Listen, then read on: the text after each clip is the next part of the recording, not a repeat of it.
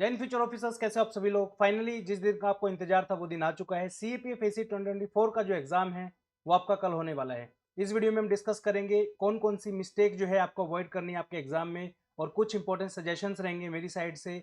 मैं 6-7 सालों से जो है सीईपीएफ एसी एग्जाम के लिए पढ़ा रहा हूँ, और बहुत सारे बच्चे हैं बहुत छोटी छोटी गलतियां एग्जाम में करते हैं जिनका खामियाजा उनको बाद में भुगतना पड़ता है। ठीक है, चलिए सबसे पहले हम बात करेंगे सजेशंस के बारे में। कुछ सजेशंस मेरे आपको हैं एग्जाम में, कैसे आप अच्छा परफॉर्म कर सकते हो, कैसे आप ज़्यादा मार्क्स ला सकते हो, उनके बारे में वीडियो के एंड में हम बात करेंगे। क्वेश्चंस की जो है मैं दिखाऊंगा कैसे क्वेश्चंस को आप इजीली आप सोल्व कर सकते हो with the presence of mind in the exam हो। ठीक है, सबसे पहला जो आपको काम करना है दोस्तों वो करना है आपको एग्जाम सेंटर पे एग्जैक्ट 8 बजे से पहले जो है आपको पहुंच जाना है। ये मैं क्यों बोल रहा हूँ दोस्तों, बहुत बार ऐसा देखा गया है कि बच्चे एक एक साल की मेहनत करते हैं, बिल्कुल जी तोड़ मेहनत आपने की है एग्जाम में, बट अनफॉर्चुनेटली अगर आप एग्जाम सेंटर टाइम से नहीं पहुंचते हो तो आपका पेपर जो है वो कैंसिल हो जाता है, मतलब आपको अंदर ही नहीं घुसने दिया जाता है। तो इसी का क्या फायदा है, राइट।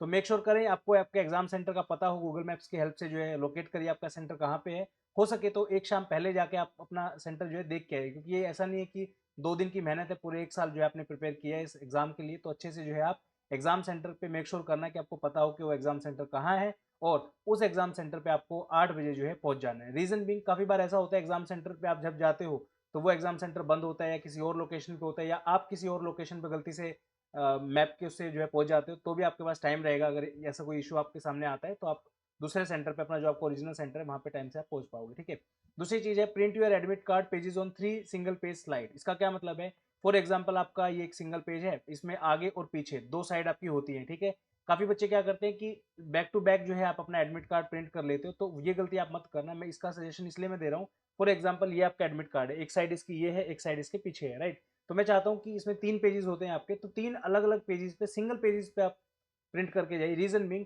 यहाँ पे आपका प्रिंट होगा, पीछे आपका जो है खाली ब्लैंक पेज होगा, तो आप इसको एज अ रफ पेज जो है यूज कर सकते हो दोस्तों। एग्जाम में काफी बार ऐसी नीड होती है कि आपको बार बार में आंसर बुकलेट ना पलटनी पड़े, क्वेश्चन बुकलेट जो आपकी होती है, तो आप एडमिट कार्ड के ऊपर भी अपने छोटे मोटे क्वेश्चन जो है सोल्व कर सकते हो। ये बहुत इंपॉर्टेंट है, पेपर 2 में आपको इसका बहुत ज्यादा बेनिफिट होने वाला है। ठीक है, तो मेक श्योर कि 3 पेजेस है, सिंगल साइड जो है प्रिंट करके लेके जाइए एडमिट कार्ड को। ठीक है, नेक्स्ट है आपका कैरी सिंपल एनालॉग वॉच। ठीक है, अब बहुत सारी घड़ियां होती है दोस्तों, कोई डिजिटल होती है, कोई आपकी एप्पल वॉच है, ये सब अलाउड नहीं है। सिंपल जो एनालॉग वॉच यानी सुइयों वाली जो घड़ी होती है आपकी, वो आप एग्जाम हॉल में जरूर लेके जाइए। रीजन मीन, काफी बार ऐसा होता है हम बार बार जो है पूछते रहते हैं सर कितना टाइम हो गया, कितना टाइम हो गया, उसमें आपको इरिटेशन भी होगी और बार बार जो है टीचर को भी परेशानी होगी। तो आप अपनी वॉच लेके जाइए, आप अपने सामने जो है इस वॉच को रख सकते हो। टाइम मैनेजमेंट में बहुत इंपॉर्टेंट रोल होता है एक वॉच का। ठीक है, नेक्स्ट है आपका वाटर बॉटल। एक प्लेन वाटर बॉटल जो आप अपने साथ लेके जा सकते हो, क्योंकि देखिए जब हम एग्जाम क्वेश्चन पेपर सोल्व कर रहे होते हैं तो पानी की बहुत ज़्यादा रिक्वायरमेंट हमें होती है। ठीक है, थोड़े थोड़े पानी पे थोड़े थोड़े सिप सिप करके जो आप पानी जो है पी सकते हो। वाटर बॉटल आप कोई भी लेके जा सकते हो, प्लेन वाटर बॉटल रहेगी तो ज़्यादा बेटर रहेगा। जैसे आपकी नॉर्मल बिस्लरी की जो आती है वो भी लेके जा सकते हो, या फिर अपनी और भी कोई वाटर बॉटल अगर आपके पास है तो वो भी आप लेके जा सकते हो। ठीक है, wear loose lower T shirt. ठीक है, अब देखिए एग्जाम हॉल जो ये टाइम है, बहुत गर्मी है दिल्ली और ऐसे एरियाज के अंदर, स्पेसिफिकली नॉर्दर्न इंडिया की मैं यहाँ पे बात कर रहा हूँ। जीन्स को जो है आपको कंप्लीटली अवॉइड करना है। बैठे बैठे पसीने आपको आएंगे, 2-2.5 घंटे का एक पेपर और 3 घंटे का आपका जो है शाम वाली शिफ्ट में जो पेपर 2 है, तो बहुत परेशान हो जाओगे आप। जीन्स को अवॉइड करिए, शर्ट्स को भी अवॉइड करिए। मैं तो कहूँगा सिंपल लोअर और टी शर्ट में जाइए, कोई आपको जज करने वहाँ पे नहीं बैठा है, आपका एग्जाम क्लियर होगा वो सबसे बड़ी बात है।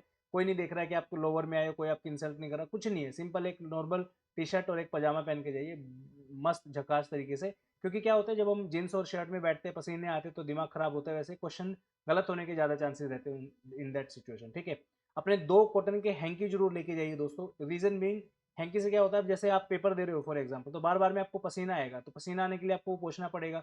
अब कई बच्चे तो ऐसे हाथ से कर लेते हैं, बट उससे इन्फेक्शन हो सकता है, या एक दो ड्रॉप जो है आपकी आपके आंसर शीट पे गिर सकती है। तो मेक श्योर आप 2 हैंकी लेके जाइए, जैसे गर्दन वगैरह में पसीना आएगा तो आप उससे जो है अपने हैंकी से उसको साफ कर सकते हो। ठीक है, घर से जाने से पहले जो है लाइट फूड करके जाइए, बहुत ज़्यादा हैवी फूड मत करिए। पराठे पराठे बहुत हैवी हो जाते हैं कई बार, पेट में ब्लोटिंग हो सकती है, पेट में दर्द हो सकता है। प्लीज़ लाइट फूड खा के जाइए, नॉर्मल रोटी दही के साथ आप खा के जा सकते हो। ठीक है, लिक्विड जो है ज़्यादा आपको लेने हैं, आप जूस पी सकते हो। ठीक है, क्योंकि एक दिन की बात है, ऐसा तो यानी कि रोज ही आपको भूखा रहना है। ठीक है, अननेसेसरी टॉक से आपको बचना है। एग्जाम सेंटर आप पहुंच गए 1-1.5 घंटा पहले, बहुत बच्चे मिलेंगे आपको, भाई तेरी कैसी तैयारी हो रही है, मेरी ऐसी होगी, मेरा ये नहीं हुआ, मेरा वो नहीं हुआ, करंट अफेयर में क्या पढ़ा, कौन सी कोचिंग से कोचिंग ली। ये सब बात आप एग्जाम के बाद भी कर सकते हो। मेक श्योर एग्जाम सेंटर पहुंचने के बाद आप किसी से बात मत करिए अननेसेसरी, छोटे मोटे हाई लो करने तो आप वो कर सकते हो। ठीक है, क्योंकि अननेसेसरी टॉक्स में क्या होता है, आपका माइंड फिर उस डायरेक्शन में जाता है, तो आपको कंसंट्रेशन के अंदर जो है फोकस करने में थोड़ी सी दिक्कत होती है एग्जाम के अंदर। ठीक है, avoid getting unnecessary thought. Exam में बैठने से पहले जो है आपको काफी बार ऐसा थॉट आएगा कि यार मैंने पता नहीं एग्जाम निकाल पाऊंगा नहीं निकाल पाऊंगा, क्वेश्चन कैसे आएंगे, क्या मैं उनको सोल्व कर पाऊंगा, मैथ मेरा वीक है, ये इस तरीके की फालतू बात जो भी आपके दिमाग में हो रही है उनको प्लीज़ अवॉइड करिए, क्योंकि ये जो चीज़ है आपको पैनिक क्रिएट करती है एग्जाम में जब आप क्वेश्चन देखते हो। अब मान के चलो फॉर एग्जाम्पल आपने सोचा एग्जाम से पहले कि यार क्वेश्चन पेपर टफ आएगा, मैं तो नहीं कर पाऊंगा, क्या मेरा होगा नहीं होगा। मान के चलो आपने क्वेश्चन पेपर खोला, स्टार्टिंग के 3-4 क्वेश्चन आपको हार्ड दिखे, तभी आपका जो है मोरल बिल्कुल डाउन हो जाएगा, आपको लगे यार ये तो एग्जाम में क्वालिफाई कर ही नहीं सकता, आप बाकी क्वेश्चंस में भी जो है ब्लंडर करके आओगे, ठीक है। उसके बाद ये सब चीज़ें जो क्या होगा कैसे होगा सब छोड़ना आपको, ठीक है। Next the most important suggestion जो सब बच्चों के लिए है, मैंने बहुत इंपॉर्टेंट इन्फॉर्मेशन इस वीडियो में डाली है, तो ये वीडियो एंड तक आपको जरूर देखनी है। बहुत बच्चे पूछते हैं कि सर पेन कौन सा यूज करें, पेन कौन सा यूज करें, आज तक बच्चों का यही डाउट नहीं क्लियर हुआ कि पेन कौन सा यूज करें, ठीक है। तो एग्जाम में बच्चों आपके पास दो काम होते हैं, पहला काम है आपका ओएमआर भरना। ओएमआर के साथ में जो आपकी बेसिक डिटेल्स होती है, जैसे रोल नंबर हो गया आपका, क्वेश्चन पेपर का कोड हो गया आपका, ठीक है। उसके बाद आपका रोल नंबर के जो बॉक्सेस होते हैं, गोले होते हैं, वो भरने हैं। तो ये जो छोटी छोटी चीजें हैं ना, ये ओएमआर भरना, ये सब होंगे आपकी ब्लैक बॉल पेन से, ठीक है। इसके अलावा जो राइटिंग वाला जो पार्ट है, पेपर 2 के अंदर भी जो बेसिक डिटेल है आपकी, जैसे क्वेश्चन बुकलेट नंबर जो है आपका आएगा, आपका रोल नंबर जो आएगा, ये सब चीजें आपको ब्लैक बॉल पेन से भरनी है। लेकिन एक कंपोनेंट पेपर 2 में होता है राइटिंग का, ऐसे लिखना है, काउंटर आर्गूमेंट लिखना है, जो पूरा पेपर जो लिखने वाला जो पेपर है उसमें आप ब्लू पेन का यूज कर सकते हो, बॉल पेन भी और जेल पेन भी दोनों, और इवन आप ब्लैक बॉल पेन भी राइटिंग के लिए यूज कर सकते हो, ठीक है। उम्मीद करता हूँ आपको ये सजेशन क्लियर हो गए होंगे। नेक्स्ट इंपॉर्टेंट टाइम सेविंग जो टिप है आपके लिए वो ये है दोस्तों, जब भी हम किसी पेन का यूज करते हैं, ठीक है, पेन का जब हम यूज करते हैं तो उसकी 3 अलग अलग जो है टिप्स होती है, आपने देखा होगा 0.5 mm की टिप होती है, 0.7 mm की टिप होती है, और 1 mm की भी टिप आजकल आने लगी है, ठीक है। तो मेक श्योर करिए आप 100% अगर आपको 1 mm की टिप जो मिल जाए अगर किसी पेन में, ये दो पेन मैंने ढूंढ के निकाले, एक लिंक का पेंटोनिक है, ये आपका 1 mm का जो है इसका पेन की निब है। अब पेन की निब से फर्क क्या पड़ता है वो मैं आपको बताता हूँ। जैसे फॉर एग्जाम्पल मेरा ये पेन है, अब ये 0.5 mm की टिप है इसकी, ठीक है। मान लीजिए आपको एक गोला सर्कल करना है फॉर एग्जाम्पल, ठीक है, यहाँ पे देखिए ये आपका एक गोला है, ये आपको भरना है, ठीक है। अब मान लो पतली पिन होगी तो आप इसको इसको बहुत टाइम में आपको जो है गोला भर पाओगे, ठीक है। अगर यही अगर फॉर एग्जाम्पल गोला सेम है, अगर यहाँ पे मैं पेन की निब को इसको आगे बढ़ा लेता हूँ फॉर एग्जाम्पल, पता नहीं इसमें ऑप्शन आएगा नहीं आएगा, नहीं इसमें ऑप्शन नहीं आ रहा, ठीक है। अगर ये वाला जो डॉट है, एक डॉट की अगर वैल्यू आप बढ़ा दोगे, यानी कि सरफेस एरिया अगर बढ़ा दोगे, तो ये सर्कल बहुत इजीली आप जल्दी से इसको भर पाओगे। इसका एटलीस्ट मैं ज़्यादा नहीं कहता हूँ, 125 क्वेश्चन के गोले भरने में, अगर पूरे 125 क्वेश्चन के आप गोले भरते हो, 0.5 mm से आपको अगर 10 मिनट लगेंगे, 10 से तो ज़्यादा ही लगेंगे सॉरी, अगर 15 मिनट आपको लगेंगे, 15 से 20 मिनट 0.5 mm के गोले भरने से, तो इसका आधे टाइम में जो है 0.7 mm से आप भर सकते हो। क्योंकि आप देखिए एक गोला भरने के लिए आपको एक तो बार बार में यहीं पे घुमाना पड़ रहा है, धीरे धीरे भरेगा वो, ठीक है। अगर सेम उसको अगर आपके पेन की निब मोटी होगी तो वो 1 सेकंड में जो है जल्दी से आप इस तरीके से मतलब 2-3 बार में रिवॉल्व करके आप उसको घुमा सकते हो, ठीक है। तो दो पेन है, लिंक का पेंटोनिक है, एक ये है यूनिबॉल का जेट स्ट्रीम SNX, जो भी आपको मिल जाएगा। बुक शॉप पे एक बार ढूंढ लीजिए प्लीज इसको, ताकि आपको ये आसानी से अवेलेबल हो जाए, ठीक है। अब मुझे ये पता है कि यार ये वाला पेन महंगा है, अब ये दो पेन जो है आपके आई थिंक 150 रुपये का एक पेन है, तो ये शायद ज़्यादा बच्चे ना ले पाए, बट स्टिल अगर आप ले सकते हो तो प्लीज़ गो फॉर इट, ये बेस्ट चीज़ है दोस्तों, बहुत टाइम आपका बचाएगी एग्जाम में। इसके अलावा 0.7 mm के बहुत इजीली अवेलेबल ये पेन आपको मार्केट में बहुत इजीली मिल जाएंगे। एक है रोरिटो का फेंटा फ्लो पेन, एक है आपका रिनोल्ड्स का लिक्वी फ्लो, ये बहुत इजीली अवेलेबल है, और एक है पेंटोनिक का ये वाला पेन है। इसकी भी आप देखोगे सब निब जो है जितनी भी इनकी है ये 0.7 mm की है। प्लीज़ हाथ जोड़ के रिक्वेस्ट है आपसे, 0.5 mm को अवॉइड करिए, बहुत टाइम वेस्ट आपका करवा देगी ये चीज़ आपको जनरली कोई नहीं बताएगा, बट आपका टाइम से मुझे करवाना है तो इसलिए मैं आपको बता दूँ, ठीक है। उसके बाद जनरली पेपर 1 में क्या क्या सिली मिस्टेक्स आप लोग करते हो वो अवॉइड आपको करनी है, उसके बारे में बात करते हैं, ठीक है।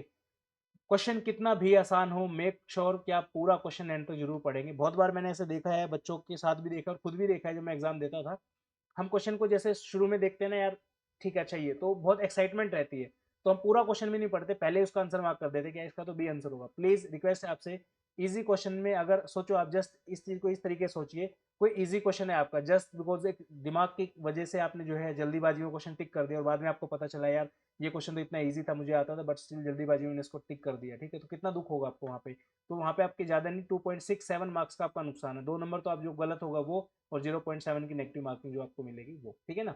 तो प्लीज जल्दीबाजी में कुछ भी नुकसान आपका नहीं करना है, तो पूरा क्वेश्चन एंड तो जरूर पढ़ना है, ठीक है। क्वेश्चन के सभी ऑप्शंस को जरूर पढ़ना है। अब क्या क्या होता है, जनरली हम क्वेश्चन एक बार देखते हैं जल्दी से, ऑप्शन की तरफ ध्यान ज्यादा नहीं देते, जो ऑप्शन दिखता है हाँ यार यही है इसका आंसर, ठीक है।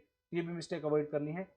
मार्किंग करनी है जब क्वेश्चंस की, आपको हरी जल्दीबाजी में नहीं करनी है, ठीक है। मेक श्योर आप पूरा क्वेश्चन पढ़े, पूरा ऑप्शन पढ़े, समझे क्वेश्चन में क्या पूछा हुआ है। कई बार जैसे क्वेश्चन में क्या होता है, नॉट करेक्ट, इस तरीके से पूछ लेते हैं, इनकरेक्ट इस तरीके से पूछ लेते हैं। मैं आपको दिखाऊंगा क्वेश्चन लाइव, अभी मैंने इसमें कुछ क्वेश्चन डाले हैं, वो भी आपको मैं दिखाऊंगा ताकि आपको ये डाउट क्लियर हो सके, ठीक है। Don't fill OMR straight away, fill it later. इसका मतलब क्या है, जैसे आप क्वेश्चन सोल्व कर रहे हो, मान लो आपने 1 से लेकर 10 तक क्वेश्चन सोल्व करे, मेक श्योर आप पहले अपनी जो आपकी क्वेश्चन बुकलेट है उसके अंदर ही ऑप्शन मार्क कर दो, जैसे ए हो गया, बी हो गया, सी हो गया या फिर डी हो गया, ठीक है। इसमें आप कर क्या सकते हो, जैसे लेफ्ट हैंड साइड का आप यूज कर सकते हो। मान लो आपको लग रहा है इसका आंसर बी है, तो आपने बी से इस तरीके से छोटा वो मार्क कर दिया आपने, ठीक है। बार बार कटिंग वगैरह नहीं करनी है ताकि आपको बाद में कंफ्यूजन ना हो। उसके बाद जब आपका ये यहाँ तक मान लो सारे ऑप्शन खत्म हो जाते हैं, जब आंसर की आएगी, किसी आंसर की से कोचिंग से आप मैच कर रहे हो, तो यहाँ पे आपको क्वेश्चन नंबर 1 आएगा, तो यहाँ पे आपको अगर ठीक है तो इस तरीके से कर सकते हो, गलत है तो ऐसे कर सकते हो, ताकि आपको बाद में काउंटिंग में ईजी रहे, ठीक है। OMR आपको डायरेक्टली नहीं भरनी है, पहले आपके ऑप्शंस को वो करना है, OMR बाद में भरेंगे, ठीक है। आफ्टर 1 आवर प्लीज रिक्वेस्ट है fill half answers. Reason being क्या होता है, देखिए क्वेश्चन ऐसे हैं, ये मैं आपको गारंटी दे रहा हूँ, 125 के 125 क्वेश्चन आप कभी भी मार्क नहीं कर पाओगे पेपर में फॉर श्योर, ठीक है। जो जनरल एक स्टैंडर्ड रहता है कि कितने क्वेश्चन सोल्व करने चाहिए, वो max to max 100 to 110 question ऐसे होंगे जो आप थोड़ा सा गैस करके लगा लो या फिर अपनी मेहनत से लगा लो या फिर रिस्क लेके लगा दोगे। ऐसा कभी नहीं होगा कि 125 के 125 क्वेश्चन आप लगाए। हाँ, उनकी बात नहीं है जो मतलब ऐसे स्टूडेंट जिन्होंने किया नहीं है और डायरेक्टली जो है सीधा पेपर में 125 के 125 भरा है, तो ऐसे लोगों का एग्जाम भी क्वालिफाई नहीं होता है, ठीक है। मेक श्योर आपको करना है कि 1 घंटे के बाद आपके कितने भी क्वेश्चन हो, आई थिंक ज्यादा नहीं, एटलीस्ट 40-50 क्वेश्चन ऐसे होते हैं जो हम 1 घंटे तक कर लेते हैं सोल्व, राइट। क्योंकि मल्टीपल टाइम आप देखोगे तो 40 से 50 क्वेश्चन आपको 1 घंटे के बाद इनके आंसर जो है मेक श्योर आप अपनी OMR शीट जो आपकी है उसके अंदर फिल करें। इसका रीजन क्या होता है, मान लीजिए आपने सोचा कि यार OMR तो मैं लास्ट में भरूंगा, ठीक है, तो लास्ट में टाइम मैनेज करना थोड़ा सा मुश्किल हो जाता है। मान लीजिए आपके पास लास्ट में 15 मिनट बची, आपको लग रहा होगा कि यार 15 मिनट में 80-90 गोले में भर दूंगा। जस्ट सपोज कि आपने 10 क्वेश्चन ऐसे हैं जो आप नहीं भर पाए, तो कितना दुख आपको लगेगा, 10 गुना में 2, 20 नंबर आपके डायरेक्टली उड़ जाएंगे वहां से, ठीक है। तो मेक श्योर 1 घंटे के बाद आप तुरंत अपने सारे सारे आंसर्स फिल करो। उसमें आपके दिमाग पे बर्डन नहीं रहेगा कि लास्ट में यार 100 गोले भी मुझे भरने हैं, ठीक है। और इनमें टाइम लगता है जनरली 100 गोलों में, मान के चलो एटलीस्ट 15 मिनट का टाइम आपका लगेगा, ठीक है ना। इस चीज को आपको मेक श्योर करना है। नेक्स्ट है आपका इसके बाद है आपका डोंट ओवर अटेम्प्ट। अब पूछते कई बार बच्चे कि सर कितने क्वेश्चन अटेम्प्ट आप हमें करने चाहिए, तो मेक श्योर अगर आपकी एक्यूरेसी 90% की, अब कई बच्चे क्या होते हैं उनको ये लगता है कि सर मेरी एक्यूरेसी बहुत अच्छी है, मतलब मैं ऐसे जनरली गलत आंसर्स को मार्क नहीं करता हूँ, ठीक है, मैं सिर्फ उन्हीं क्वेश्चन को सोल्व करता हूँ जो मुझे 100% श्योर में है, ठीक है। अगर आपकी एक्यूरेसी 90% तक की भी है, अगर आप 4 ऑप्शन में से 2 ऑप्शन एलिमिनेट कर देते हो, तो भी आप जो है इजिली 80 to 85 क्वेश्चन मार्क करके आइए, ज्यादा आपको रिस्क लेने की जरूरत नहीं है। 80-85 नंबर अगर आप करके आ रहे हो, 90% की एक्यूरेसी है, तो 70-72 क्वेश्चन आपके ठीक हो जाएंगे। इतने ही आपको चाहिए टारगेट। मैं अभी भी बता रहा हूँ, ज्यादा भागने की जरूरत नहीं है। 140 से 150 नंबर अगर आपके आ रहे हैं तो गारंटेड आप मेरिट लिस्ट में हो। बस एक शर्त ये है कि आपके पेपर 2 में 90 मार्क्स आ जाए और इंटरव्यू में 90 मार्क्स आ जाए, दैट्स इट, ठीक है ना। चलिए उसके बाद अब बच्चे बोलते हैं सर मेरी एक्यूरेसी थोड़ी कम है बट मैं क्वेश्चन अटेम्प्ट करना चाहता हूँ, तो मेक श्योर आप 100 क्वेश्चन से 110 क्वेश्चन आप जरूर सोल्व करके आए एग्जाम में। क्योंकि अगर आप कम क्वेश्चन करोगे, मान लो आपकी एक्यूरेसी 70-80% की और आपने क्वेश्चन सारे ही जो है 90 सोल्व किए, तो 90 के हिसाब से आपके 9-7-63, ठीक है, 63 क्वेश्चन ठीक होंगे जिसका 126 स्कोर बनेगा। बाकी जो बचेंगे आपके 27 क्वेश्चन, उनकी नेगेटिव मार्किंग अगर आप करोगे तो ये स्कोर आपका 110 के आसपास आएगा, तो वो थोड़ा सा नेगेटिव उसमें चला जाता है, ठीक है। उसके बाद कोई भी क्वेश्चन ऐसा हो जिसमें आप 50-50% सोल्व आप कर लो, ऑप्शन से एलिमिनेट कर लो, प्लीज मेक श्योर उस क्वेश्चन का आंसर आप जरूर लगा के आइए, क्योंकि उसमें हाई चांसेस रहते हैं कि उस क्वेश्चन आपका ठीक हो जाएगा, ठीक है। कोई भी क्वेश्चन आपको मुश्किल दिखाई देता है तो प्लीज डोंट पैनिक, क्योंकि अगर कोई क्वेश्चन मुश्किल है आपके लिए तो सबके लिए मुश्किल है, ठीक है। अब काफी बच्चे ऐसे होते हैं जिन्होंने डेडिकेटेडली मेहनत करी है, स्टैंडर्ड सोर्सेज को फॉलो किया है, बट स्टिल एक क्वेश्चन ऐसा दिखता है आपको कि यार काफी मुश्किल क्वेश्चन है, मुझसे सॉल्व नहीं हो रहा है। तो आप इस चीज को मेक श्योर करिए कि आपको पता होना चाहिए कि बाकी सब लोगों ने भी सेम सोर्स पढ़े हैं, अगर आपसे वो क्वेश्चन सॉल्व नहीं हो रहा है तो उनसे भी नहीं होगा, ठीक है ना। तो पैनिक नहीं करना है। उसके बाद एक्सट्रीम स्टेटमेंट्स के अंदर जो है आपको अपना माइंड यूज करना है। मैं जनरली बता रहा हूँ, हर बार 125 क्वेश्चन में से 4 से 5 क्वेश्चन ऐसे आएंगे जो आपको लगेगा कि यार ये तो बहुत मुश्किल क्वेश्चन है, बट थोड़ा सा माइंड अगर आप उसमें लगा दोगे तो वो क्वेश्चन बहुत इजीली आप बना लोगे। देखिए नॉलेज की रिक्वायरमेंट होगी, मैं ये नहीं कह रहा हूँ कि ऐसे रैंडमली कोई भी क्वेश्चन उसको सोल्व कर देगा, नहीं। थोड़ी सी नॉलेज आपको पता होनी चाहिए, थोड़ा बहुत आइडिया होना चाहिए उस चीज़ के बारे में। सभी स्टेटमेंट की नॉलेज नहीं रिक्वायर्ड है, मैं सच बता रहा हूँ। वैसे कुछ क्वेश्चन आपको अभी CPF एग्जाम के दिखाऊंगा जिसमें आपको खुद से भरोसा हो जाएगा, ठीक है। उसके बाद don't give up on the question easily, your little knowledge will save you, ठीक है, इन द एग्जाम हॉल। कैसे, चलिए देखते हैं। सबसे पहले आप देखोगे how to be smart in paper and fetch more marks, ठीक है। अब ये क्वेश्चन है, देखिए क्वेश्चन नंबर 18 है, with reference to Lake Victoria which of the following statement is are correct. मैं एक टीचर हूँ, लास्ट के 7-8 सालों से पढ़ा रहा हूँ, ज्योग्राफी मेरा फेवरेट सब्जेक्ट है। इस क्वेश्चन को मैं सोल्व करने की कोशिश करता हूँ, ठीक है। The lake is divided among the 4 countries, first statement. Second है the area is more than 50,000 square kilometre, it is situated in the African Rift Valley, ठीक है। अब क्या है, मुझे आई एम 200% श्योर यहाँ पे कि अ, इसके 3 अलग-अलग फैक्ट इन्होंने दिए हुए हैं, मुझे नहीं पता इन फैक्ट्स के बारे में, बट मुझे एक फैक्ट क्लियरली पता है कि जो लेक विक्टोरिया है वो 3 कंट्री से जो है सराउंडेड है, ठीक है? इस तरीके से आपके जो यहाँ पे 3 कंट्री है, यहाँ पे आपकी लेक विक्टोरिया पड़ती है, तो 4 कंट्री नहीं है, वो 200% श्योर। मुझे नहीं पता 50,000 स्क्वायर किलोमीटर है या नहीं है, अफ्रीकन रिफ्ट वैली में है या नहीं है, बट ये स्टेटमेंट मैं 200% sure that this statement is incorrect, ठीक है? तब ऑप्शन देखता हूँ मैं, ऑप्शन पहला है 1 only, 1 and 2 only, 1 2 and 3 only. तो यहाँ से आपको 1 एलिमिनेट करना है, रीजन बीइंग आप 200% श्योर हो कि यार 4 नहीं 3 कंट्रीज के अंदर डिवाइडेड है, तो आपका एक ही ऑप्शन बचता है, C option, that is your correct answer. अब यहाँ पे आप देखोगे सेकंड स्टेटमेंट का मुझे कोई आइडिया नहीं था, आई एम इन डाउटफुल कि यहाँ पे है या नहीं है। थर्ड स्टेटमेंट का भी मुझे कोई आइडिया नहीं था कि यहाँ पे है या नहीं है, बट फर्स्ट स्टेटमेंट का था, तो मेरा आंसर आपका यहाँ पे आ गया, ठीक है? अब बात करते हैं नेक्स्ट क्वेश्चन के बारे में, जो कि आपका सीपीएफ का क्वेश्चन है, लास्ट वाला सीएसएफ एसीएलडीसी का क्वेश्चन था, ये सीपीएफ का क्वेश्चन है, ठीक है? क्वेश्चन है which of the following statement about Quad is or not correct? It is a group of 4 countries, बिल्कुल सही बात है, namely India, Australia, USA and France. यहाँ पे इन्होंने गेम खेल दिया आपके साथ, फ्रांस नहीं होता है, जापान होता है, ठीक है? अब मुझे नहीं पता कि वो क्या काम करता है, कोविड-19 में उसने कुछ किया था नहीं किया था, मैं मुझे बस ये पता है कि यार क्वाड के अंदर 4 कंट्री हैं, India, Australia, USA and Japan, ठीक है? तो ये पहली स्टेटमेंट आंसर नहीं हो सकती, बाकी चाहे कोई भी हो जाए मुझे नहीं पता। तो पहली स्टेटमेंट एलिमिनेट कर दो, पहला ऑप्शन गया, दूसरा गया और तीसरा डी ऑप्शन भी चला गया। I am left with only one option which is 2 and 3, जो कि बिल्कुल 100% करेक्ट है, ठीक है? चलिए नेक्स्ट क्वेश्चन है क्वेश्चन नंबर 47। अब इस तरीके के क्वेश्चन में जो है मुझे नहीं लगता कि ये क्वेश्चन नॉलेज वाइज अगर आप देखोगे कि तो किसी को आता होगा, बट स्टिल आप इस क्वेश्चन को सोल्व कर सकते हो। कैसे सोल्व करना है वो देखते हैं। पहला है there are total 57 states from the Europe, Central Asia and America, ठीक है? अब मुझे पता है कि यार आई एम नॉट श्योर कि 57 कंट्री है या नहीं है, सेंट्रल एशिया है या नहीं है, अमेरिका है या नहीं है, तो इस क्वेश्चन को हम डाउटफुल उसमें लगाते हैं। जनरली बच्चे इस तरीके के क्वेश्चन को छोड़ देते हैं स्ट्रेट फॉरवर्ड, पर मैं आपसे रिक्वेस्ट करूंगा क्वेश्चन को ना एटलीस्ट एक बार पूरा पढ़ो, ऑप्शन को एक बार जरूर देखिए। मे भी हो सकता है किसी क्वेश्चन में आपका कुछ दिमाग चल जाए और कुछ निकल जाए, ज्यादा नहीं। इस मेथड से अगर आपका एक क्वेश्चन भी ठीक होगा तो आप ये मान के चलिए 2 नंबर आप आगे बढ़ जाओगे। 2 नंबर बहुत मैटर करते हैं, 2 नंबर के ऊपर 40 बच्चे होते हैं। जब आप देखोगे ना फाइनल फाइनल मेरिट लिस्ट में 30 से 40 बच्चे आपको 2 नंबर पे देखने को मिलेंगे जब स्कोर आपका नीचे आता है, तो ठीक है? पहला स्टेटमेंट का मुझे कोई आइडिया नहीं है। It offers a forum for political negotiation and decision making in the field of early warning conflict, no idea, मुझे नहीं पता कि ये करता है या नहीं है, ठीक है? क्या था ऑर्गेनाइजेशन का नाम? Organization for security and cooperation in Europe, ठीक है? नेक्स्ट है आपका OSCE has the primary responsibility of providing military security in the European region, ठीक है? ऐसी कोई भी ऑर्गेनाइजेशन नहीं है जो किसी कंट्री को मिलिट्री सिक्योरिटी प्रोवाइड करे और उसकी प्राइमरी रिस्पॉन्सिबिलिटी हो भाई किसी देश में कुछ भी हो जाए मैं आपको सिक्योरिटी 100% प्रोवाइड करूंगा। ऐसी कोई भी ऑर्गेनाइजेशन पूरे वर्ल्ड में नहीं है। आप खुद सोचो यार, मेरे घर में अगर लड़ाई हो रही है फॉर एग्जाम्पल, ठीक है, किसी पड़ोसी के साथ, कोई ऐसी ऑर्गेनाइजेशन कैसे हो सकती है कि जो आके मेरी लड़ाई में मेरे साथ हो खड़ी होगी कि यार तू लड़ मैं तेरे साथ हूँ, ठीक है? बहुत कम ऐसा होता है, तो ऐसी ऑर्गेनाइजेशन नहीं होती है। तो आपको मेक श्योर करना है कि तीसरा जो है ना स्टेटमेंट ये गलत हो सकता है, ठीक है? यानी कि ये करेक्ट नहीं हो सकता। तो तीसरे स्टेटमेंट को एलिमिनेट हम करेंगे ऑप्शन से। यहाँ से आप निकालोगे, तीसरा ऑप्शन चला गया, यहाँ से ये चला गया, यहाँ से ये चला गया, तो एक ही ऑप्शन बचता है 1 and 2 only, which is the correct answer of the question, right? Next आपका the decision of the OSCE are legally binding. भाई आज तक कोई भी ऐसी ऑर्गेनाइजेशन नहीं बनी इसका डिसीजन है लीगली बाइंडिंग, आप इसको भी एलिमिनेट कर सकते हो, ठीक है? तो चौथा यहाँ से निकाल दोगे, C और D भी निकल जाएगा यहाँ से, ठीक है? तो आंसर तो हमारा पहले ही आ गया। खैर चलिए नेक्स्ट है आपका millets, question number 77। By the way आप देख रहे हो सारे के सारे सीपीएफ के क्वेश्चन है, और ये ऐसे क्वेश्चन है जो जनरली बच्चे या तो गलत करके आएंगे या छोड़ के आएंगे, ठीक है? Consider the following statement about millets. Millets का आपको पता है मोटा अनाज इनको बोला जाता है।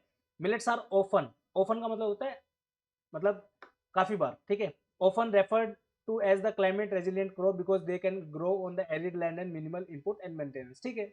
जनरल स्टेटमेंट है। Millets are a good source of mineral, dietary fibre, antioxidant, protein. अब देखो 4-5 चीजें लिखी तो यार कुछ ना कुछ तो होगा ही उसमें, राइट? तो ये भी ठीक है। Millets including sorghum account for less than 3% of the global grains trade. अब इस स्टेटमेंट में हमें डाउट है, ठीक है? तो जनरली इस तरीके के क्वेश्चंस को आपको अटेम्प्ट करना चाहिए, क्योंकि आप देखो 2 स्टेटमेंट जब आपकी ठीक आपको लग रही है तो इसकी तीसरी स्टेटमेंट भी ऑलमोस्ट ठीक मिलेगी आपको। तो इसका जो करेक्ट आंसर आएगा वो डी ऑप्शन आएगा दोस्तों, ठीक है? इस तरीके के क्वेश्चंस में आपको थोड़ा सा रिस्क लेना चाहिए, ठीक है? नेक्स्ट है आपका ये CSE का क्वेश्चन है, ठीक है? अब देखिए काफी बार ना कुछ कीवर्ड्स होते हैं जैसे सम, में, ठीक है, ऑफन, ये वो टर्म्स है जो जनरली क्वेश्चंस में यूज करता है यूपीएससी पूछने के लिए, और ये इन सब टर्म्स में जो है जनरली आपके क्वेश्चंस ठीक होते हैं दोस्तों, ठीक है? जैसे आप ये देखोगे सम मशरूम्स हैव मेडिसिनल प्रॉपर्टी, देखिए बहुत सारी काइंड ऑफ वेराइटी होती है मशरूम की, बोल रहे हैं कि कुछ मशरूम ऐसे होते हैं जिसमें मेडिसिनल प्रॉपर्टी होती है, ऑब्वियसली होती होगी। Some mushrooms have psychoactive property, ये भी हो सकता है। Some mushrooms have insecticidal properties, ये भी हो सकता है। Some mushrooms have bioluminous luminescent properties, ठीक है। अब गोवा के पास एक बीच है, वहां पे जो है आपको चमकते हुए मशरूम दिखाई देंगे। तो यहाँ पे जहाँ पे भी सम दिखा है, कितना बड़ा वर्ल्ड है यार, कहीं ना कहीं कुछ ना कुछ तो होगा। तो ये चारों ही स्टेटमेंट सही है, all four will be the correct answer यहाँ पे, ठीक है ना। चलिए लास्ट क्वेश्चन देखते हैं। नेक्स्ट आपका which of the following is not correct about the mother's absolute affection programme, माँ, ठीक है। प्रोग्राम का नाम क्या है, माँ है, ठीक है। अब देखिए जल्दीबाजी में आप देखोगे ये question, mother's absolute affection programme, ठीक है, allow all the pregnant women to absolutely free and no expense delivery in the public health institution, माँ से रिलेटेड है, एब्सोल्यूट अफेक्शन से, तो हो सकता है होगा ये भी। Provide assured comprehensive and quality antenatal care, ये भी हो सकता है। Promotes undiluted focus on the breastfeeding, ये भी हो सकता है। और provides medical and nutritional care to the several acute malnutrition children, ये भी हो सकता है, ठीक है। चारों अब ऐसा लग रहा है कि चारों ही हो सकते हैं, माँ के रिलेटेड है। अब यहाँ पे आप गलती क्या कर रहे हो, यहाँ पे आप गलती कर रहे हो नॉट करेक्ट को छोड़ के, ठीक है। इसमें पूछा कि कौन सी स्टेटमेंट करेक्ट नहीं है, ठीक है। अब माँ जो एब्सोल्यूट प्रोग्राम है वो it is related to breast feeding, ठीक है, इसका पब्लिक डिलीवरी से कोई लेना देना नहीं है, ठीक है। Provide assured comprehensive and quality antenatal care, यानी कि बच्चा पैदा होने से पहले की जो केयर है उससे भी इसका कोई लेना देना नहीं है। Provide medical and nutritional care to the severely acute nutrition children, इसका इससे भी कोई लेना देना नहीं है, ठीक है। Promote undiluted focus on breast feeding, ये बिल्कुल सही बात है, ठीक है। क्या पूछा है इसमें सर, नोट करेक्ट कौन सा नहीं है, ठीक है। अब बच्चे जनरली क्या लगा के आएंगे नोट करेक्ट में, सॉरी, अगर आप उस तरीके से इस क्वेश्चन को पढ़ोगे तो आप इसमें 3 ओनली आंसर लगा के आओगे, राइट। लेकिन क्या पूछा है, नोट करेक्ट, यानी कि थर्ड स्टेटमेंट तो करेक्ट है, बाकी इनकरेक्ट है, तो इसका आंसर क्या आएगा 1, 2 एंड 4। ये गलती बच्चों ने की है, बहुत सारे लोग इसमें 3 ओनली आंसर लगा के आए हैं, बट इसका जो करेक्ट आंसर आएगा 1, 2 एंड 4 आएगा। क्यों, क्योंकि पूछा है नोट करेक्ट कौन कौन सी स्टेटमेंट है, तो 1, 2 एंड 4 जो है करेक्ट नहीं है दोस्तों, ठीक है। तो इस तरीके से जो आपको इन चीज़ों के ऊपर ध्यान देना है। तो आज की वीडियो में सिर्फ इतना ही, मिलते हैं नेक्स्ट वीडियो में। आप सब लोगों को ढेर सारी शुभकामनाएं आपके एग्जाम के लिए। कोई भी चीज़ डाउट, कुछ भी डाउट है आपका, अगर किसी भी चीज़ से रिलेटेड, प्लीज़ कमेंट सेक्शन में कमेंट कर दीजिए। आप व्हाट्सएप पे भी हमें कॉन्टैक्ट कर सकते हैं 8743905050, ठीक है। 8 अगस्त से जो है स्टडी फंडा का 2025 CAPFAC एग्जाम के लिए फाउंडेशन बैच जो है स्टार्ट हो रहा है। You can join that batch, और ये इसकी जो क्लासेस है 21 अगस्त से जो है आपकी शुरू हो जाएंगी। मिलते हैं नेक्स्ट वीडियो में। आंसर की सबसे पहले आपको स्टडी फंडा पे देखने को मिलेगी with 100% accuracy. Please follow this channel and do let us know if you have any sort of doubt. Thank you so much. जय हिंद, वंदे भारत, ठीक है। चलिए अच्छे से एग्जाम देके आना है, टेंशन नहीं लेनी है, सब कुछ बढ़िया है दोस्तों। जय हिंद, लव यू ऑल।